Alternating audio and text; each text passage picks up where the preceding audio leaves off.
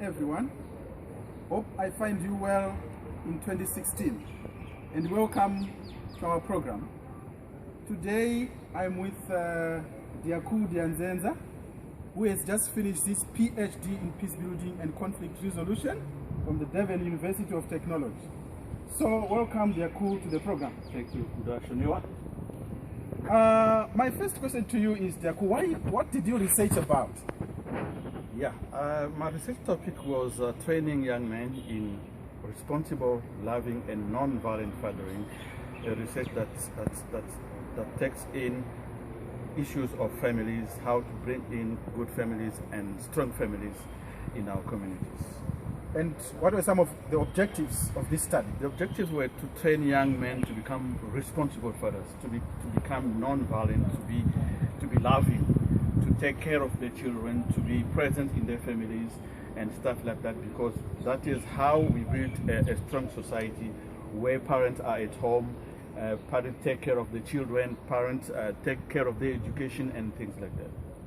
Some people would ask, why that passion? Why did you decide to do this research? Yeah, I think it started where when I came for the first time to do my PhD, and I had a plan A to do I had a topic, but my supervisor had a plan B, saying that you're not going to do that. This is what you're going to do. At the beginning, it was very challenging. I didn't really like it, but after that, when I was reading the literature, I really liked it. And today, I can say I'm very proud because I did a very wonderful research where I am learning. I've learned a lot of things because I am a father, because I have a family. So what I am doing as a research at university, I am applying it in my own perspective at home with my family. Thank you for that response. And then, where did you do this research? And where did you do the research? Yeah, that's a very important question. I did the research here in Durban, in KwaZulu-Natal, in South Africa. Particularly in Durban, and I did I collected my data in Durban, in Tuzuma, and in Engonyameni. Engonyameni is some kilometers from Umbulazi, but it is in KwaZulu-Natal. That's very good. So my next question is the age group, the people, the age group of the people who did the research. Yeah, in my research, I involved young men. When I talk about young men, I'm talking about the youth policy of South Africa that defines who is a young man. The youth policy of South Africa, if it is considered from 2014, I think, it says a young man is a person who is between the ages of 14 to 35. So people who were involved in this research are young men between 14 to 35. Thank you so much, Diaku. Now, the age group that you have just given me. Now, are they Indians? Are they whites? Are they blacks? Or it's a mixture? Right, that's a very good question. The first plan was to have all the communities involved. All the races involved. I mean, black, Indians, colored, and white. But you know, when you're doing research, there are things that happen that you do not expect. Because I went in some schools, but I couldn't get certain racial groups. So I was mostly involved in black communities because during the apartheid, we saw that most of the families, most of the fathers who were absent in families were black. So my research worked more with black communities than other communities. But in the survey, I got involved black communities and Indian communities in the area of Durban and Inand. Oh, it is a very interesting tenet that you have just brought out here. So my next question is, what has been the impact of this research to you as a father and to the participants? Very good question. Very, very good question. I think, as I said previously, this research has changed me from a man to a man, because there are things that I didn't know previously as a young man, but today I'm a father. I've learned a lot. I've learned how to take care of my family. I've learned how to take care of my wife, of my child. Basically, when I say I've learned a lot, it means I've become more responsible than before, because responsibility means being present in the household, checking what is going on, what is good, what is wrong, how to talk to with your partner, how to talk with your child, and so on and so on.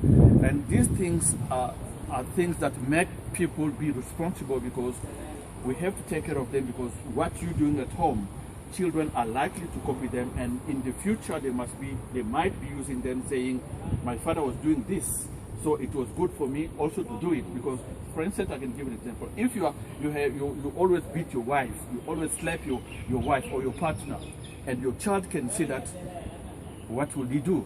In the future, when you be a father, that will spill over, and he'll say, my father was doing that, and it is normal. Same thing when you take your child you always take your child to church.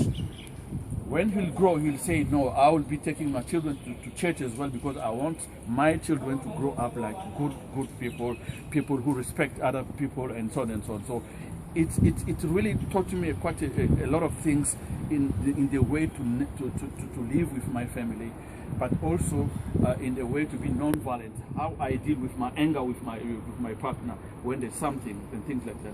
From the perspective of the participant, I think the participants have learned how to be non-violent, how to talk to their partners, how to improve their relationship, because we need peace in our communities, we need peace in our families. Because if we have peace at home, we are likely to implement that peace in our communities. Everywhere you go, whether you go to school, where you go at work, whether you go to church, you'll be a very peaceful person. So it is a good thing that I've done this research, and I've implemented in the communities where people have benefited this. Thank you so much, Diaku, for that. So what are some of the recommendations that you can give to the communities that you work with, to the organizations, institutions, and yes, to the government of South Africa?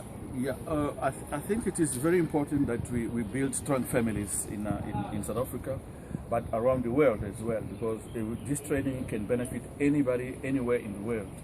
We need to train our communities, we need to train our young people how to be non-violent, how to be responsible vis-a-vis their families, vis-a-vis their friends, and so on and so on.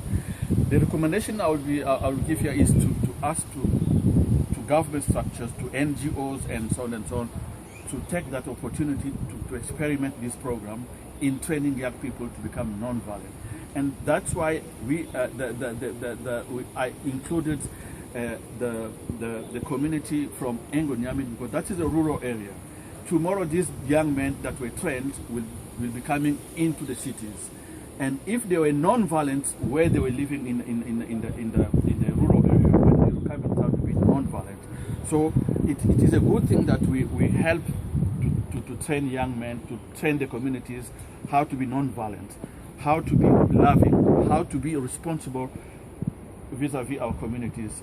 And that I'm asking to the communities, I'm asking to the government, I'm asking to the structures, to the churches, and to people of goodwill, to have this opportunity to train people into responsible, loving, and non-violent family. That will be a good thing. It will help us to grow up good families and strong families. Thank you very much, Diaku, for such a well-tabulated piece. And thank you, viewers, for listening to us. And we hope that Dr. Diaku, as he continues with his research, you'll be able to transform communities and be able, at the end of the day, to live in a non-violent world. Thank you very much, Diaku, for coming to the program. Thank you very much, Dr. Shaw. We wish you well in all your endeavors. Thank you very much. Thank you.